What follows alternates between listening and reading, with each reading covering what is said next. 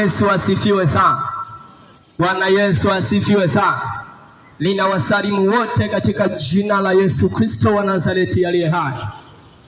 Napenda niweze kuwaletea habari njema za Yesu Kristo wa Nazareti aliye hai. Tumekuwa tukijifunza kwa habari ya safari yetu ya kwenda mbinguni, na hata leo pia nimewaletea habari njema za Yesu Kristo. Ukisoma katika kitabu kile cha nabii Isaya sura ya kwanza kuanzia mstari ule wa 16, utaona jinsi ambavyo Mungu anasema, njoni tusemezane, dhambi zenu zijapokuwa nyekundu sana, atazisafisha zitakuwa nyeupe kama theluji. Anasema katika maandiko matakatifu, Yesu naye alisema, njoni kwangu ninyi nyote msumbukao na wenye kulemewa na mizigo, nami nitawapumzisha. Inawezekana umelemewa na mizigo ya dhambi. Mizigo ya dhambi imetawala maisha yako. Mizigo ya dhambi imetawala hatima ya maisha yako.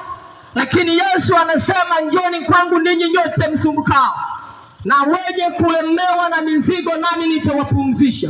Yesu atakupumzisha hata kama una dhambi za aina gani, hata kama una dhambi nyekundu sana. Katika kitabu cha nabii Isaya amesema atazisafisha zitakuwa nyeupe kama theluji. Lakini ukisoma katika kitabu cha nabii Isaya sura ile ya kwanza mstari wa